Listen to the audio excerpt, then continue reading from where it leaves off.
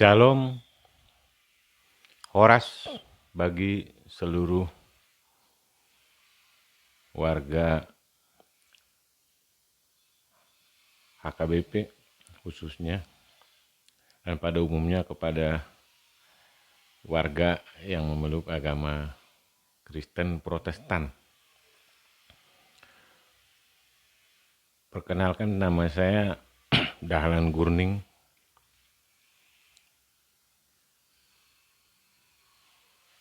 Istri Boru Simajuntak dan mempunyai 3 orang anak. Saya menjadi jemaat HKBP Cibinong sejak tahun 2000. Dan saya mencoba membuat channel YouTube ini punya motivasi yang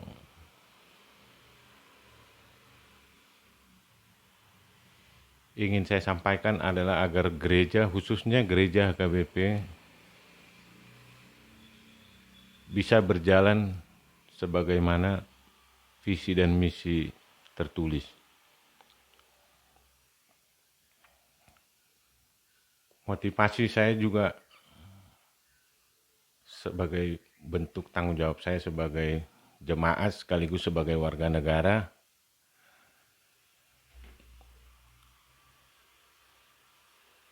agar gereja sebagaimana misinya bisa menciptakan manusia atau jemaat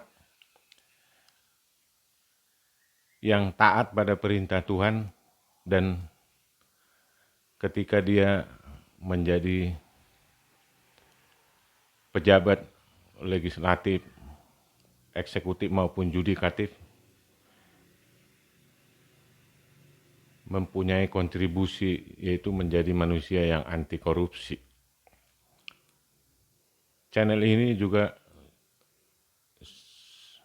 sebagai tanggung jawab saya menjalankan amanat perintah firman Tuhan yang ada di Hezkiel 33 ayat 8 dan 9. Saya coba membacakan. Hezkiel 33 ayat 8. Kalau aku berfirman kepada orang jahat, hai orang jahat, engkau pasti mati. Dan engkau tidak berkata apa-apa untuk memperingatkan orang jahat itu supaya bertobat dari hidupnya. Orang jahat itu akan mati dalam kesalahannya, tapi aku akan menuntut pertanggungan jawab atas nyawanya daripadamu. Kemudian Yehezkiel 33 ayat 9, tetapi jikalau engkau memperingatkan orang jahat itu supaya bertobat dari hidupnya, tapi ia tidak mau bertobat, ia akan mati dalam kesalahannya, tapi engkau telah menyelamatkan nyawamu. Sejak saya menjadi jemaat HKBP Cibinong, banyak kejanggalan-kejanggalan yang saya dengar dan saya lihat. Sehingga saya mencoba memberi kritikan-kritikan, hingga saya pernah sampai membuat surat kepada Eporus, kalau saya nggak salah dulu Eporus Simarmata, meminta supaya pendeta Manalu yang saya anggap menjadi biang kerok atau menjadi inspirasi terjadinya pembancakan atau penggelapan uang gereja. Tapi yang saya menjadi miris dan kritikan yang saya sampaikan tidak direspon dengan baik, pendeta tersebut hanya dipindah ke Pasar Minggu. Dengan surat yang saya sampaikan ke Eporus dan harapan supaya pusat atau Eporus menempatkan pendeta yang mempunyai bekal sesuai dengan visi misi gereja HKBP, yang paling utama yang tertulis dalam misi gereja adalah transparansi dan akuntabilitas keuangan. Tapi pada saat itu ada penempatan pendeta Gideon Saragi, dan saya sudah mencoba ketemu empat mata, tapi saya tidak menangkap sinyal adanya keinginan beliau untuk memperbaiki gereja tersebut. Malah saya mendapat kata-kata yang menurut saya tidak pantas disampaikan oleh seorang pendeta. Ketika saya menginginkan dilakukan audit untuk keuangan yang diduga diselewengkan, pendeta Gideon tersebut membalasnya dengan jawaban ini. Pertemuan saya empat mata di rumahnya, menjawabnya dengan omongan Batak. Aidang pursia watok tu jolma. Iya. Wah, saya kaget, ini pendeta ngerti nggak tugasnya sebagai pendeta? Ngerti nggak misi gereja? Adanya syarat transparan dan akuntabel tentang keuangan dan audit setiap keuangan. Nah, ini cerita singkat. Nah, ini fakta-fakta yang membuat saya termotivasi membuat channel ini.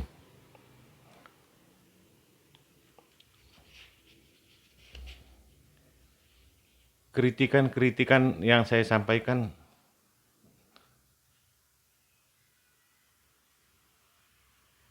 dan surat yang sudah saya pernah sampaikan, saya anggap tidak pernah direspon dengan baik. Saya juga heran apakah kejahatan-kejahatan pembegalan duit ini bukan hanya di tingkat HKBP Cibino. Saya menduga ini karena tidak ada respon yang baik. Harusnya setelah saya menyampaikan ini ada respon semacam rapat pendeta sesuai dengan mekanisme dan aturan HKBP. Kita semua tahu bentuk-bentuk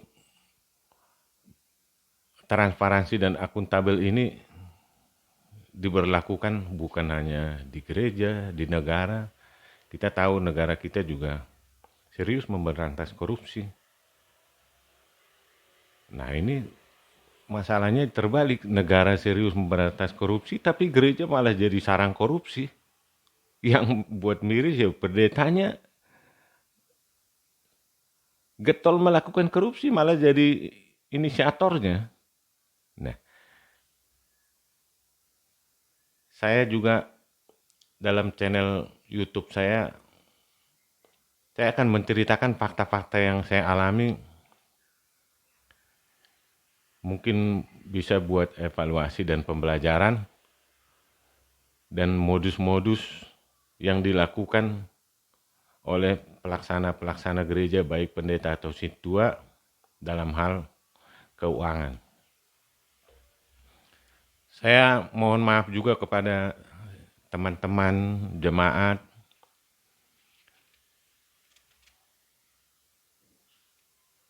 keluarga saya, teman-teman situa, atau keluarga saya yang menjadi situa atau pendeta, kalau tersinggung dengan channel YouTube saya ini, karena banyak tuduhan saya membuat channel YouTube untuk membongkar aib. Saya kira tidak ada yang membongkar aib, karena ketika aib tidak dibongkar dan tidak dituntaskan, kejahatan akan terulang terus.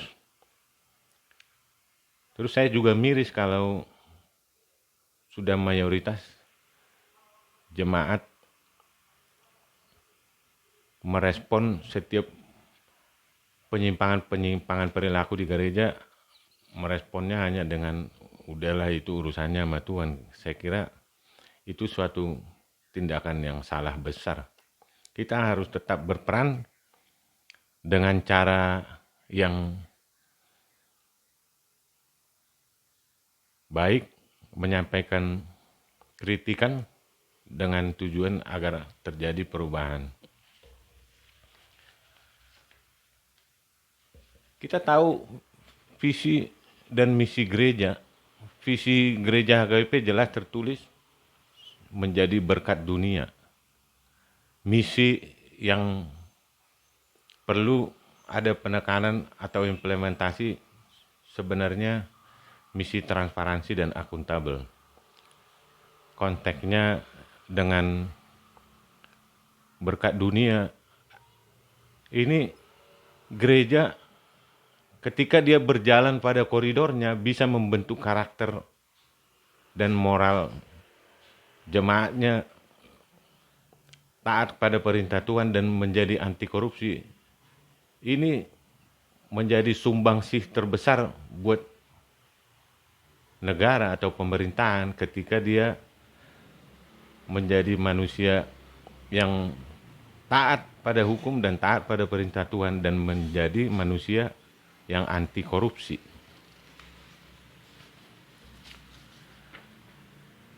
Untuk permasalahan-permasalahan yang menurut saya cukup banyak di Cibinong, saya ya itu sudah merupakan konsekuensi logis karena saya menyampaikan kritik mungkin sudah membuat orang banyak tersinggung atau marah. Saya diberhentikan menjadi anggota badan audit. Ini juga pemberhentiannya sangat tidak manusiawi. Harusnya di gereja tidak ada seperti ini. Diberhentikan tanpa diberitahukan kesalahannya apa, kemudian kita tidak diberi waktu untuk membela diri. Ini sangat tidak manusiawi, tidak wajar. Ini dilakukan pada era pendeta Gideon Saragi. Nah, ini yang membuat saya kecewa. Ketika saya udah mengkritisi minta pendeta sebelumnya, pendeta Manalu ditarik mundur karena saya anggap ini pendeta bukan pendeta, ini pendeta abal-abal. Saya pesan supaya tidak mengutus lagi pendeta abal-abal. Ini yang dikirim ini lebih brutal lagi ini. Kemudian saya juga dipecat atau di RPP istilah gerejanya menjadi jemaat. Dipecat ini luar biasa, tidak sesuai dengan mekanisme yang diatur tertulis di gereja. Saya dipecat bersama teman-teman karena dianggap selalu mengkritisi pembangunan. Kalau orang-orang di gereja anti kritik, gimana? Orang-orang seperti ini seandainya dia menjadi pejabat di negara. Saya dipecat sebagai jemaat hanya melalui mekanisme rapat huria, sedangkan di aturan HKBP tidak ada rapat huria bisa memberhentikan sebagai jemaat HKBP. Kemudian ini masih konsekuensi logis akibat saya mengkritisi setiap penyimpangan yang ada. Saya pernah diintimidasi, bahkan dipersekusi karena saya melapor penyalahgunaan pemampatan dana dari Kemenak. Oh, ini lucu, ini ada alokasi dana dari Kemenak, Kementerian Agama, dari Dirjen Bimas Kristen, dana nilai 100 juta yang diberikan kepada gereja yang membutuhkan untuk membangun. Nah, mungkin entah cara gimana, gereja HKBP Cibinong mendapatkannya, tapi bukan dialokasikan untuk pembangunan. Nah, ini menjadi gonjang-ganjing rumor di mana-mana. Nah, saya mencoba klarifikasi ini dengan seorang situa. Situa ini saya anggap bisa tempat saya menyampaikan aspirasi karena punya pendidikan tinggi, S2 dosen. Dosen juga di perguruan tinggi Kristen, tapi saya mendapat jawaban yang mengecewakan. Karena saya bilang, apakah pemanfaatan dana begitu menurut Amang Situa wajar, wajar. Nah, saya bilang kalau wajar, bagaimana kalau saya laporkan? Silakan aja laporkan. Nah, tapi setelah saya laporkan, dampaknya sangat luar biasa. Ada jemaat datang ke rumah nangis-nangis, minta laporan supaya dicabut. Kemudian saya ditemuin oleh beberapa orang jemaat mengintimidasi saya, atau sebenarnya cenderung mempersekusi. Nah, itu konsekuensi atau akibat karena saya mengkritisi perbuatan yang selalu menyimpang menurut saya. Kemudian yang terakhir, yang paling tragis, ada ancaman pembunuhan. Ini ancaman pembunuhan dari orang-orang yang mungkin menurut saya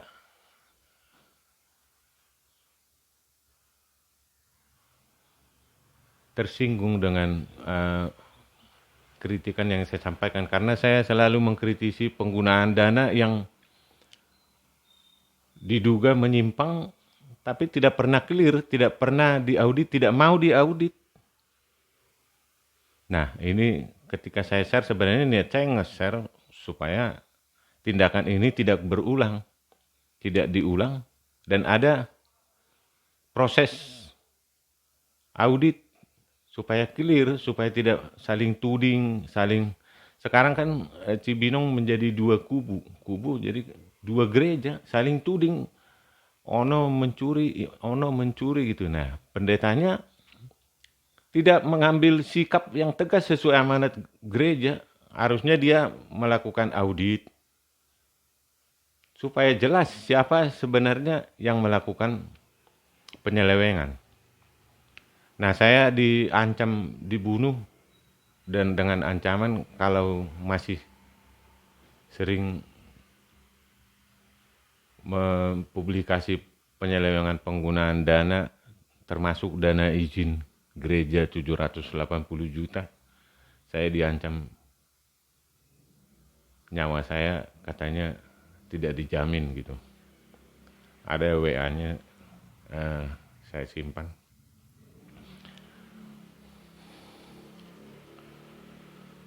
Terakhir, saya menyampaikan akar permasalahan Cibinong. Jelas akar permasalahan Cibinong adalah perebutan kekuasaan, karena bukan rahasia lagi, Cibinong gereja itu terakhir-terakhir ini bukan hanya gereja Cibinong, banyak saya lihat juga gereja-gereja HKBP di lokasi lainnya perebutan kekuasaan. Kekuasaan di sini artinya ada kelompok, ya kalau orang Batak bilang sisuan bulu, atau orang yang dianggap mendirikan gereja ini menjadi penguasa di gereja itu. Penguasa ini juga mendominasi setiap pelaksanaan pembangunan, proyek-proyek yang nilainya besar. Nah, akibat kecurigaan ini banyak jemaat yang kecewa dan melakukan perlawanan. Akhirnya saling tuding, tapi kedua kubu ini sebenarnya tidak pernah melakukan hal yang diamanatkan aturan gereja, transparansi dan akuntabel. Pendeta Gideon juga tidak pernah melakukan transparansi. Saya pernah sampai ketemu bendahara yang ikut pendeta Gideon tentang pengeluaran dana izin 140 juta. Saya langsung ketemu bendaharanya, karena saya kenal baik. Saya hanya ditunjukkan izin 10 juta diberikan ke orang, bukan ke instansi terkait badan perizinan. Terus saya tanya 100 juta lagi kemana, dia tidak bisa tunjukkan buktinya siapa yang terima. Dia bilang, wah ini saya nggak bisa nunjukin ini gitu. Nah, itu sebenarnya cerita singkat dan fakta yang saya alami ketika saya menjadi jemaat Cibinong. Jadi akar masalahnya menurut saya adalah perebutan kekuasaan dan saling klaim yang kubu satu, kalau saya kasih nama kubu satu dan kubu dua saling tuding, yang ono korupsi, yang ini korupsi gitu. Nah ini tidak pernah clear. Saya nggak tahu peran petinggi gereja, Ephorus Praeses kenapa tidak uh, mengasih perintah mengaudit uang Cibinong. Tapi ini juga menjadi tanda tanya sebenarnya, karena di peraturan gereja HKBP, bentuk transparansi itu sebenarnya dari semua level, gereja hatopan atau gereja pusat itu membuat neraca, laporan keuangan, distrik, di bawahnya lagi resort dan pagaran, semua saling bisa melihat laporan keuangan. Dalam laporan keuangan dalam bentuk neraca juga semua transparan, ada aset gereja ini apa, aset pusat apa, aset distrik apa, uang yang disetor ke distrik dan ke pusat dialokasikan untuk apa, kita nggak tahu. Contoh kecilnya di HKBP Cibinong ada pembelian aset yang kita tidak pernah lihat inventarisnya, daftar inventarisasi. Ini rumah beli kapan, belinya berapa, ngurus suratnya berapa, karena selalu bengkak. Asal urusan beli rumah dan menjadi perguncingan gosip, karena orang banyak tahu kalau ada orang jual rumah kan bisa ketahuan harganya. Tapi ketika diumumkan di gereja itu kok nilainya selalu lebih tinggi gitu. Nah, saya akan menceritakan lebih detail lagi fakta-fakta yang saya alami di gereja Cibinong.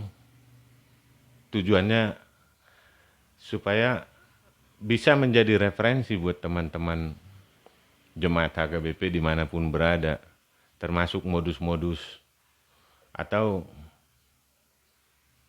proses audit yang hanya formalitas sebenarnya. Saya contohnya badan audit, ketika saya mau menginventarisir aset, minta laporan keuangan, saya malah dipecat.